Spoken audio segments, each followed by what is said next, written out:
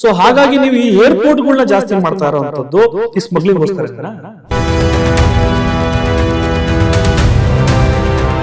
Ramya ರಾವ್ಗೆ support ಮಾಡ್ತಿರುವಂತ culprit ಮಿನಿಸ್ಟರ್ಗಳು ಯಾರು? ರಮ್ಯಾ ರಾವ್ಗೆ ಬಿಜೆಪಿಯ ಸರ್ಕಾರ ಇದ್ದಾಗ 12.5 ಎಕರೆ KIADBಯಲ್ಲಿ ಸ್ಯಾಂಕ್ಷನ್ ಆಗುತ್ತೆ, ಸಿರಾ ಹತ್ರ ಅಲಾಟ್ಮೆಂಟ್ ಆಗುತ್ತೆ. ಅವಾಗಿದ್ದು ಯಾವುದು? ಅವಾಗಿದ್ದು ಕೂಡ ಬಿಜೆಪಿಯ ಸರ್ಕಾರ. ನಮಸ್ಕಾರ ಸ್ನೇಹಿತರೆ, ತಮ್ಗೆಲ್ರಿಗೂ ಗೊತ್ತಿರೋ ಹಾಗೆ ರಮ್ಯಾ ರಾವ್ ಎಂಬ ಖ್ಯಾತ ನಟಿ, ಕನ್ನಡದ ಖ್ಯಾತ ನಟಿ, ಈಕೆ ಸ್ಮಗ್ಲಿಂಗ್ ಕೇಸ್ನಲ್ಲಿ ಸಿಗಾಕೊಂಡು ಇವತ್ತು ಜೈಲಿಗೆ ಹೋಗಿದ್ದಾರೆ ಎಂಬ ಮಾಹಿತಿ ಬಂದಿದೆ. ಹೌದು, ಹಾಗಾದ್ರೆ ಯಾಕೆ ಆಮ್ ಆದ್ಮಿಯ ಪಕ್ಷ, ಕರ್ನಾಟಕದಲ್ಲಿರುವಂತಹ ರಾಜ್ಯ ಪಕ್ಷ, ಇವರು ಈ ಒಂದು ರಮ್ಯಾ ರಾವ್ ಬಗ್ಗೆ ಮಾತಾಡ್ತಿದ್ದಾರೆ ಅಂತ ಹೇಳಿದ್ರೆ ಇದರಲ್ಲಿ ರಾಜಕೀಯ ಅಡಗಿದೆ. ಹಾಗಾಗಿ ಯಾರು ಅಡಗಿರ್ಬೋದು ರಾಜಕೀಯದಲ್ಲಿ ಅಂದ್ರೆ ನಿಮ್ಗೆಲ್ರಿಗೂ ಗೊತ್ತಿರೋ ಹಾಗೆ ಈಗಾಗಲೇ ರಮ್ಯಾ ರಾವ್ಗೆ ಯಾವುದೋ ಮಿನಿಸ್ಟರ್ಗಳ ಅಂತ ಬರ್ತಾ ಇದಾವೆ. ಅದು ಯಾವುದು ಅನ್ನೋದು ತಿಳ್ಕೊಳ್ಳೋಕೆ ಎಷ್ಟು ಈಸಿ, ಅಂತ ಒಂದು ಯಾವುದು ಅನ್ನೋದನ್ನ ತಿಳ್ಕೊಳ್ಳೋಕೆ ಈಗಲೂ ಕೂಡ ರಾಜ್ಯ ಸರ್ಕಾರ ಮುಂದುವರಿತಾ ಇಲ್ಲ. ಅದೊಂದು ನಾವು ಅರ್ಥ ಮಾಡ್ಕೊಬೇಕಾಗತ್ತೆ.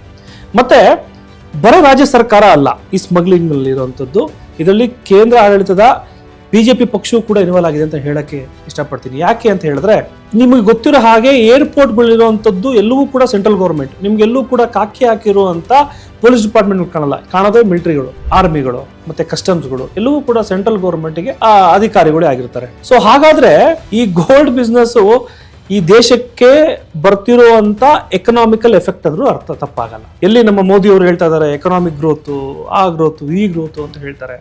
ಬಟ್ ಸ್ಮಗ್ಲಿಂಗ್ನ ಲೀಗಲ್ ಆಗಿ ಮಾಡ್ತಿರುವಂಥದ್ದೊಂದು ಈ ಒಂದು ಅವಧಿಯಲ್ಲಿ ಕಾಣಿದೆ. 14 kg ಗೋಲ್ಡು, ನೆನ್ಪಿಟ್ಕೊಳ್ಳಿ, 14 kg. ನಾವು ಇವತ್ತು ಸಾಮಾನ್ಯ ಜನರು 1 ಗ್ರಾಮ್ ಗೋಲ್ಡನ್ನು ಕೂಡ ಕೊಂಡ್ಕೊಳ್ಳೋದು ಆಗ್ತಾ ಇಲ್ಲ, ಆ ರೇಟು ಅಷ್ಟು ಹೋಗಿದೆ ಮೇಲ್ಗಡೆ.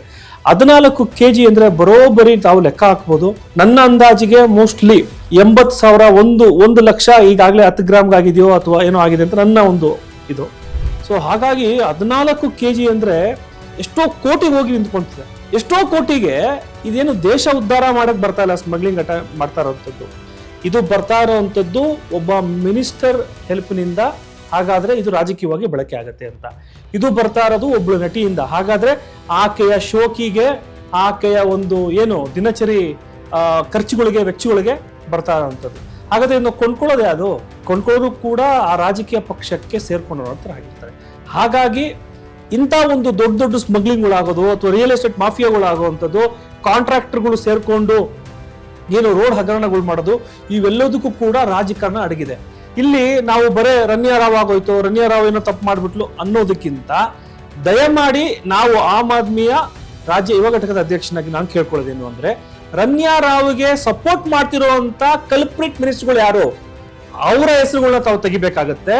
CIDಗೇನೋ ವಹಿಸ್ಬಿಟ್ರಿ, ಯಾವ ಕೇಸನ್ನು CID ವಹಿಸಿದ್ರು, CID ಸಡನ್ ಯಾಕೆ ತಗೊಂಡಿದ್ದಾರೆ ಅಂತ ಹೇಳಿದ್ರೆ ಅಲ್ಲೊಂದು ಅನುಮಾನ ಬರುತ್ತೆ. ಈ CID ಮತ್ತೆ ED ಬಂದಾಗ ಖಂಡಿತವಾಗ್ಲೂ ಸೆಂಟ್ರಲ್ ಗೌರ್ಮೆಂಟಿನ ಒಂದು ನಂಟಿದೆ ಅಂತ ಹೇಳಿ. ಇದಕ್ಕೆ ಉದಾಹರಣೆ ಕೂಡ ನಾನು ಹೇಳ್ತೀನಿ. ರಮ್ಯಾ ರಾವ್ಗೆ ಬಿಜೆಪಿಯ ಸರ್ಕಾರ ಇದ್ದಾಗ 12.5 ಎಕರೆ KIADBಯಲ್ಲಿ ಸ್ಯಾಂಕ್ಷನ್ ಆಗುತ್ತೆ, ಸಿರಾ ಹತ್ರ ಅಲಾಟ್ಮೆಂಟ್ ಆಗುತ್ತೆ. ಅವಾಗಿದ್ದು ಯಾವುದು? ಅವಾಗಿದ್ದು ಕೂಡ ಬಿಜೆಪಿಯ ಸರ್ಕಾರ. ಹಾಗಾದ್ರೆ CID ಬಂದಿರೋದಕ್ಕೂ ಕೂಡ ಬಿಜೆಪಿ ಅವರೇ ಕಳಿಸಿ ರಮ್ಯಾ ರಾವ್ನ ಬಚಾವ್ ಮಾಡಬೇಕು ಅಂತ ಒಂದು ಮಾಡ್ತಿರುವಂತ ಷಡ್ಯಂತ್ರ ಅನ್ನೋದು ಖಂಡಿತವಾಗ್ಲೂ ಎದ್ದು ಕಾಣ್ತಾ ಇದೆ. ಆಯ್ತಪ್ಪ, ರಾಜಕೀಯವಾಗಿ ನಿಮ್ಗೆ ಯಾಕೆ ಇಷ್ಟೊಂದು ಗುರಿ, ಏನ್ ಸಿಗುತ್ತೆ ರಾಜಕೀಯದವರು ಮಾತಾಡಿದ್ರೆ ಅಂತ ನೀವು ಕೇಳಿದ್ರೆ, ಇಂಥ ಒಂದು ಸ್ಮಗ್ಲಿಂಗ್ ಗಳಿಂದ ಬರುವಂತ ಹಣದಲ್ಲಿ ಇವರು ರಾಜಕಾರಣವನ್ನ ಮಾಡ್ತಾ ಇದ್ದಾರೆ. ಅದನ್ನ ತಡೆಗಟ್ಟಿಸ್ಬೇಕು. ಎಲ್ಲಿ ನೀವು ದುಡ್ಡನ್ನ ಬಳಕೆ ಮಾಡ್ತಿರೋ ರಾಜಕಾರಣ ಮಾಡ್ಬೇಕಂದಾಗ ನಿಜವಾದ ನಿಷ್ಠಾವಂತ ಯಾರು ಒಬ್ಬ ಕಾರ್ಯಕರ್ತ ಇರ್ತಾನೋ, ಯಾವುದೇ ಪಕ್ಷದಲ್ಲಿ ಇರ್ಬೋವಂಥದ್ದು ಅಥವಾ ಹೋರಾಟಗಾರ ಇರ್ತಾನೋ, ಅವನು ಕಳೆದು ಹೋಗ್ತಾನೆ, ಮಾಸ ಹೋಗ್ತಾನೆ. ಆಗ ಈ ದೇಶ ಎಲ್ಲೂ ಕೂಡ ಅಭಿವೃದ್ಧಿ ನೋಡೋದು. ಸೊ ಹಾಗಾಗಿ ದುಡ್ಡು ರಾಜಕೀಯದಲ್ಲಿ ಯಾವಾಗ ಕಾಣಿಸ್ಕೊಳುತ್ತೋ ಹೆಚ್ಚಾಗಿ ಆಗ ಇಲ್ಲಿ ಭ್ರಷ್ಟಾಚಾರದ ಜಾಸ್ತಿ ಆಗುತ್ತೆ. ಸೊ ಹಾಗಾಗಿ ನಾನು ಹೇಳೋದೇನು ಅಂದ್ರೆ, ನಮ್ಮ ರಾಜ್ಯಕ್ಕೋ ಅಥವಾ ನಮ್ಮ ದೇಶಕ್ಕೆ ಹೊರಗಡೆಯಿಂದ ಬರ್ತಿರುವಂತ ಗೋಲ್ಡ್ ಸ್ಮಗ್ಲಿಂಗ್ಸ್ ಇರ್ಬೋದು. ಹಾಗಾದ್ರೆ ಇವ್ರು ಬರೀ ಗೋಲ್ಡ್ ಅಂತ ಯಾಕೆ ಮಾಡ್ತಾರೆ ಅಂತ ಅನ್ಕೋಣ. ಈಗಾಗಲೇ ಗೊತ್ತಿರೋ ಹಂಗಂದ್ರೆ ತಮಗೆಲ್ಲರೂ ಗೊತ್ತಿರೋ ಹಾಗೆ ರಾಜಕಾರಣ ವ್ಯಕ್ತಿಗಳು ಯಾವ್ಯಾವುದೋ ಬಿಸ್ನೆಸ್ಗಳಲ್ಲಿ, ಕೆಸಿನೋ ಬಿಸ್ನೆಸ್ಗಳಲ್ಲಿ ಇನ್ವಾಲ್ವ್ ಆಗಿದ್ದಾರೆ, ಆ ದೇಶದಲ್ಲಿ ಆ ಬಿಸ್ನೆಸ್ ಇನ್ವಾಲ್ವ್ ಆಗಿದ್ದಾರೆ ಅಂತ ಬರ್ತವೆ. ಬಹುಶಃ ಗೋಲ್ಡ್ ಜೊತೆ ಬೇರೆ ಯಾವುದೋ ಒಂದು ನರೋಟಿಕ್ ಡ್ರಗ್ಸ್ಗಳು ಬಂದ್ರು ಕೂಡ ಆಶ್ಚರ್ಯ ಇಲ್ಲ ಅಲ್ವಾ? ಬರ್ತಿದೀವೋ ನಮ್ಗೆ ಗೊತ್ತಿಲ್ಲ, ಬಂದ್ರೆ ಏನು ಆಶ್ಚರ್ಯ ಅಲ್ಲ.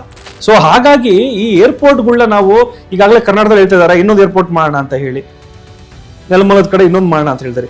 ಸೊ ಹಾಗಾಗಿ ನೀವು ಈ ಏರ್ಪೋರ್ಟ್ಗಳನ್ನ ಜಾಸ್ತಿ ಮಾಡ್ತಾ ಇರೋವಂಥದ್ದು ಈ ಸ್ಮಗ್ಲಿಂಗ್ಗೋಸ್ಕರನೇನಾ? So we should think of this. ಏನು ಅಂದರೆ ಏರ್ಪೋರ್ಟ್ನಲ್ಲಿ ಯಾವತ್ತೂ ಕೂಡ ಒಬ್ಬ ಒಂದು ಸಾಮಾನ್ಯ ಮನುಷ್ಯ ಒಂದು ಬಾಟ್ಲ್ ನೀರು ಕೂಡ ಕುಡಿಯೋಕ್ಕಾಗಲ್ಲ ಅಂತ ಒಂದು ಜಾಗ. ಯಾಕೆಂದರೆ ಅಲ್ಲಿ ಎಲ್ಲವೂ ಕೂಡ ಕಾಸ್ಟ್ಲಿ. ಸೊ ಹಾಗಾಗಿ ಸಾಮಾನ್ಯ ಜನ ಏರ್ಪೋರ್ಟ್ ನೋಡೋಕೆ ಹೆದರ್ಕೊಂತಾನೆ. ಹಾಗಾದರೆ ಅನುಕೂಲ ಇರೋವಂಥವ್ರು ಮಾಡ್ತಿರೋಂಥ ವ್ಯವಹಾರಗಳಿವೆ, ಇವನ್ನೆಲ್ಲ ನಾವು ಅರ್ಥ ಮಾಡ್ಕೊಬೇಕಾಗತ್ತೆ. ಹಾಗಾಗಿ ಆಮ್ ಆದ್ಮಿ ಪಾರ್ಟಿ ಏನು ಈ ಸ್ಮಗ್ಲಿಂಗ್ ವ್ಯವಹಾರಗಳು ನಡೀತಾ ಇದ್ದಾವೋ, ರಾಜಕಾರಣಿಗಳು ಒಂದು ಕೈವಾಡಗಳಿದಾವೋ, ಇದಕ್ಕೆ ಧಿಕ್ಕರಿಸುತ್ತೆ. CID ಅವರು ಇರ್ಬೋದು, ಅಥವಾ ED ಅವರು ಇರ್ಬೋದು, ಅಥವಾ ಪೊಲೀಸ್ ಲಾ ಅಂಡ್ ಆರ್ಡರ್ ಇರ್ಬೋದು, ತಮಗೆ ನಾವು ಕೇಳ್ತಿರೋದೇನು ಅಂದರೆ ಈ ತನಿಖೆಯನ್ನ ಕರೆಕ್ಟಾಗಿ ನಡೆಸ್ಕೊಂಡು ಹೋಗಿ. ಏನು ವಿಚಾರ ಆನ್ಸ್ಪಿಟೇಷನ್ ಬರ್ತದೆ, ಇಬ್ರು ಮಿನಿಸ್ಟರ್ ಇದ್ದಾರೆ ಅಂತ, ಖಂಡಿತವಾಗ್ಲೂ ಮಿನಿಸ್ಟರ್ಗಳು ಇರಲೇಬೇಕಾಗತ್ತೆ. ಯಾಕಂದ್ರೆ ಇಟ್ ಇಸ್ ಎ ಪ್ರೈಮಾ ಫೇಸಿ. ಆಕೆ ಸೀಸ್ ಆದ ತಕ್ಷಣ ಆಕೆ ಫೋನ್ ಮಾಡಕ್ಕೆ ಹೋಗಿದಂಥದ್ದು ಕೂಡ ಒಬ್ಬ ರಾಜಕೀಯ ವ್ಯಕ್ತಿಗೆ ಅನ್ನೋದು ದಿನಪತ್ರಿಕೆಗಳಲ್ಲಿ ಬಂದಿದ್ದಾವೆ.